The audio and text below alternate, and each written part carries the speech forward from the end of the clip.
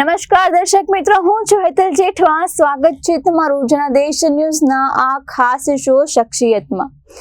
આજે આપણે જાણીશું માત્ર 21 વર્ષની વયે ભારતીય વાયુસેનામાં જોડાયેલા તેમજ ભારતના પ્રથમ અંતરિક્ષ યાત્રી અને વિશ્વના 138માં અવકાશ યાત્રી રાકેશ શર્મા વિશે. રાકેશ શર્માનો જન્મ 13 જાન્યુઆરી 1949ના રોજ પંજાબ રાજ્યના પટિયાલા જિલ્લામાં થયો હતો. રાકેશને બાળપણથી જ વિજ્ઞાનમાં ખૂબ જ રસ હતો. તૂટેલી વસ્તુઓ બનાવવી અને ઇલેક્ટ્રોનિક વસ્તુઓ પર ઝીણવટભરી નજર રાખવી એ તેની આદત હતી. રાકેશ શર્માએ મધુ સાથે લગ્ન કર્યા છે અને તેમને 2 બાળકો પણ છે, કપિલ અને કૃતિકા. તેમનો પુત્ર કપિલ ફિલ્મ નિર્દેશક છે, જ્યારે પુત્રી કૃતિકા મીડિયા આર્ટિસ્ટ છે.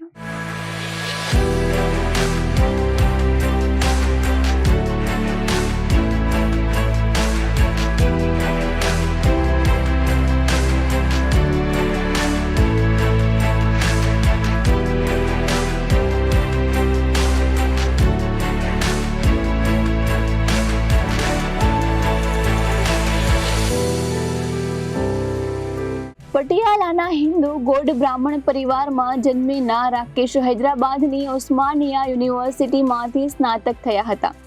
રાકેશ આકાશમાં ઉડતા વિમાનને ત્યાં સુધી જોતો હતો જ્યાં સુધી તે તેની નજરથી અદૃશ્ય ના થઈ જાય. થોડી જ વારમાં રાકેશના મનમાં આકાશમાં ઉડવાની ઈચ્છા જાગી અને તેણે એ તરફ વધવાનું મન બનાવ્યું. 1966માં NDAની પરીક્ષા પાસ કરીને ભારતીય વાયુસેનાના કેડેટ બનેલા રાકેશ શર્મા 1970માં ભારતીય વાયુસેનામાં જોડાયા હતા અને પછી અહીંથી તેના નસીબે યુ-ટર્ન લીધો. માત્ર 21 વર્ષની વયે ભારતીય વાયુસેનામાં જોડાયા બાદ રાકેશ શર્મા તે તરફ આગળ વધ્યા હતા.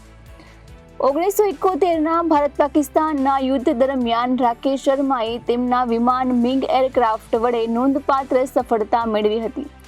આ યુદ્ધ પછી રાકેશ શર્મા લાઇમલાઇટમાં આવ્યા હતા અને લોકોએ પણ તેની ક્ષમતાના વખાણ કર્યા હતા. રાકેશ શર્માએ બતાવ્યું હતું કે મુશ્કેલ સંજોગોમાં પણ કેવી રીતે મહાન કાર્ય કરી શકાય છે. 1984માં Rakesh Sharma Indian Space Research Organisation અને સોવિયત યુનિયનના ઇન્ટરકોસ્મિક પ્રોગ્રામના સંયુક્ત અવકાશ મિશનના ભાગરૂપે 8 દિવસ સુધી અવકાશમાં રહ્યા હતા. તે સમયે તે ભારતીય વાયુસેનાના સ્ક્વોડ્રન લીડર અને પાયલટ હતા. 3 એપ્રિલ 1984ના રોજ રાકેશ શર્માને અન્ય 2 સોવિયત અવકાશ યાત્રી સાથે સોયુઝ T-11માં લોન્ચ કરવામાં આવ્યા હતા. લોન્ચ કરેલી ફ્લાઇટમાં અને સાલ્યુટ 7 સ્પેસ સ્ટેશનમાં તેમણે ઉત્તર ભારતનો ફોટો પાડ્યો હતો અને ગુરુત્વાકર્ષણ લેસ યોગનો અભ્યાસ કર્યો હતો. તેઓ અંતરિક્ષમાં જનાર ભારતના પ્રથમ અને વિશ્વના 138માં વ્યક્તિ હતા. 2 એપ્રિલ 1984 એક એવી તારીખ છે જ્યારે ભારતીય પ્રથમ વખત અવકાશમાં જવામાં સફળ રહ્યા હતા. ભારતના ખાતામાં આ અનોખી સિદ્ધિ નોંધાવવાનું શ્રેય વિંગ કમાન્ડર રાકેશ શર્માને જાય છે, જ્યારે ભારતીય પ્રથમ વખત અવકાશમાં જવામાં સફળ થયા હતા. 2 એપ્રિલ 1984ના રોજ જ્યારે રાકેશ શર્માને તેમના 3 સોવિયત સાથીદારો સાથે અવકાશમાં જવાનું હતું, તત્કાલીન સોવિયત સંઘના બેકનૂરથી તેમના સોયુઝ T-11 અવકાશયાનને ઉડાન ભરતા જ દેશના લોકોના હૃદયના ધબકારા વધી ગયા હતા. અંતે તેમણે અંતરિક્ષમાં પ્રવેશ કર્યો. તેમણે કુલ 7 દિવસ 21 કલાક અને 40 મિનિટ અવકાશમાં વિતાવ્યા અને સફળતાપૂર્વક પૃથ્વી પર પાછા ફર્યા. રાકેશ શર્મા ભારતના પ્રથમ અને વિશ્વના 138માં અવકાશ યાત્રી હતા. તેમની સિદ્ધિઓથી પ્રેરિત થઈને ભારત સરકારે તેમને અશોક ચક્રથી સન્માનિત કર્યા હતા. સોવિયત સરકારે તેમને હીરો ઓફ ધ સોવિયત યુનિયનથી પણ સન્માનિત કર્યા હતા. અવકાશમાં પગ મૂકનાર પ્રથમ ભારતીય વિંગ કમાન્ડર રાકેશ શર્મા અંતરિક્ષમાં જનાર 138માં અને પ્રથમ ભારતીય હતા. 1970માં શર્માએ એરફોર્સમાં પાયલટ તરીકે જોડાયા હતા. 1971ના પાકિસ્તાન સાથેના યુદ્ધમાં તેમણે 21 વખત MiG-21ને ઉડાવ્યું હતું અને તે સમયની તેની ઉંમર 23 વર્ષની પણ નહોતી. રાકેશ શર્મા જ્યારે 25 વર્ષના થયા ત્યારે તેઓ વાયુસેનાના શ્રેષ્ઠ પાયલટ બન્યા હતા. 1982માં રાકેશ શર્માને 2 ડઝનથી વધુ ફાઇટર પાયલટ્સનું પરીક્ષણ કર્યા પછી અવકાશ યાત્રા માટે પસંદ કરવામાં આવ્યા હતા. તે સિવાય રવીશ મલ્હોત્રાની પણ પસંદગી કરવામાં આવી હતી અને બંનેને ટ્રેનિંગ માટે રશિયા મોકલવામાં આવ્યા હતા. જો કે રવીશ મલ્હોત્રા ત્યાં બેકઅપ તરીકે હતા.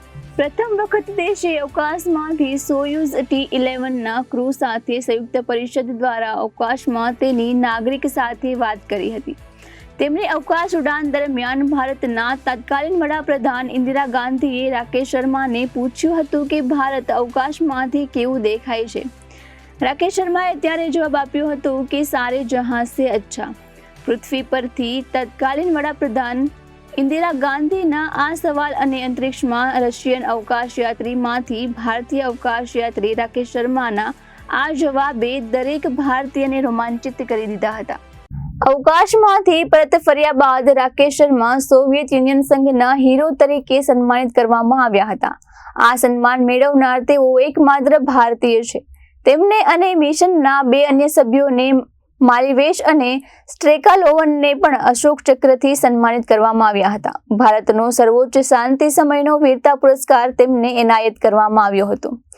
વિંગ કમાન્ડર પદ પરથી નિવૃત્ત થયા બાદ રાકેશ શર્માએ હિન્દુસ્તાન એરોનોટિક્સ લિમિટેડમાં ટેસ્ટ પાયલટ તરીકે કામ કર્યું હતું. નવેમ્બર 2006માં તેમણે ભારતીય અવકાશ સંશોધન સંસ્થાની સમિતિમાં ભાગ લીધો, જેણે નવા ભારતીય અવકાશ ઉડાન કાર્યક્રમને મંજૂરી આપી. 13 જાન્યુઆરી 1949ના રોજ પંજાબના પટિયાલામાં એક મધ્યમ વર્ગીય પરિવારમાં જન્મેલા રાકેશ શર્મા બાળપણથી જ આકાશ તરફ જોતા હતા. તેની નજર આકાશમાં ઉડતા પ્લેન પર ટકી રહેતી જ્યાં સુધી તે તેની દ્રષ્ટિથી ઓઝલ ના થઈ જાય. અનંત આકાશ તરફનું તેમનું આ આકર્ષણ તેમને ભારતીય વાયુસેનામાં લાવ્યું હતું. 1966માં નેશનલ ડિફેન્સ એકેડમીનો ભાગ બનેલા શર્મા 1970માં ભારતીય વાયુસેનામાં જોડાયા હતા. જ્યારે તેઓ 21 વર્ષની વયે ભારતીય વાયુસેનાના પાયલટ બન્યા હતા. 1971માં પાકિસ્તાન સાથેના યુદ્ધ દરમિયાન દેશ તેની પ્રતિભા અને કૌશલ્યોથી વાકેફ થયો હતો. આ પછી તેમણે ક્યારેય પાછું વળીને જોયું નથી. રાકેશ શર્મા જ્યારે અવકાશમાં જતા હતા ત્યારે મૈસૂર સ્થિત ડિફેન્સ ફૂડ રિસર્ચ લેબોરેટરીએ શર્માની અવકાશ યાત્રા માટે સોજીનો હલવો, આલુ છોલે અને વેજ પુલાવ પેક કર્યા હતા. તેમણે 1984માં સ્પેસ સિકનેસ સામે લડવા માટે શૂન્ય ગુરુત્વાકર્ષણનો અભ્યાસ કર્યો હતો. શર્માએ વડાપ્રધાન ઇન્દિરા ગાંધી, રાષ્ટ્રપતિ જેલ સિંહ, સંરક્ષણ પ્રધાન વેંકટરામન અને મહાત્મા ગાંધીની રાજઘાટની સમાધિ અવકાશમાં લીધી હતી. તેમણે અવકાશમાંથી ભારતના ફોટોગ્રાફ્સ લીધા હતા. એ જ વિસ્તારનો નકશો બનાવવા માટે ભારતની 2 વર્ષની એરિયલ ફોટોગ્રાફી બચાવી હતી. તેમણે બર્મા, જે હાલમાં મ્યાનમાર તરીકે ઓળખાય છે, ત્યાં લાગેલી આગને પણ નિહાળી હતી. તેમની આ સિદ્ધિઓ ઘણા ભારતીય યુવાનો માટે અવકાશ ક્ષેત્રે રસ જગાડે તેવી છે. સમય જતાં કલ્પના ચાવલાથી લઈને સુનીતા વિલિયમ્સ જેવા ભારતીય મૂળના અવકાશયાત્રીઓના નામ સામે આવ્યા છે, જેઓ અમેરિકન સ્પેસ એજન્સી નાસાના મિશનનો ભાગ બન્યા છે. ભવિષ્યમાં પણ આવા અનેક નામો સામે આવે તેમાં કોઈ નવાઈ નથી, પરંતુ અવકાશને લઈને ભારતીયોના મનમાં જે પહેલું નામ હશે તે હંમેશા રાકેશ શર્માનું જ હશે. વર્ષોથી રાકેશ શર્માએ તેના રેન્કમાં વધારો કર્યો છે અને વિંગ કમાન્ડર તરીકે નિવૃત્ત થયા.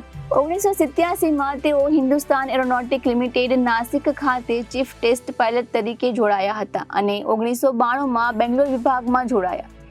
તેઓ 2001માં ફ્લાઇંગમાંથી નિવૃત્ત થયા હતા. રાકેશ શર્મા લોકપ્રિય પ્રેરક વક્તા છે અને તેમણે અવકાશમાં તેમના અનુભવો વિશે અનેક પુસ્તકો પણ લખ્યા છે.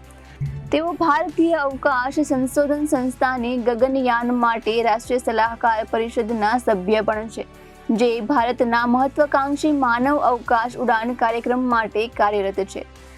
શર્મા તમિલનાડુના કન્નરમાં તેમની પત્ની મધુ સાથે સાદું અને સંતોષી જીવન જીવે છે. તેઓ હવે લોકોની નજરમાં નથી, પરંતુ તેઓ ગગનયાન માટે ઇસરોની રાષ્ટ્રીય સલાહકાર પરિષદના સભ્ય તરીકે ભારતના અવકાશ કાર્યક્રમમાં યોગદાન આપવાનું ચાલુ રાખ્યું છે.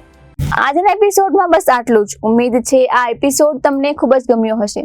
આવતીકાલે ફરી મળીશું શખ્સિયતની એક નવી કહાની સાથે. દેશ અને દુનિયાની ખબરો માટે આપ જોતા રહો જનાદેશ ન્યૂઝ. નમસ્કાર.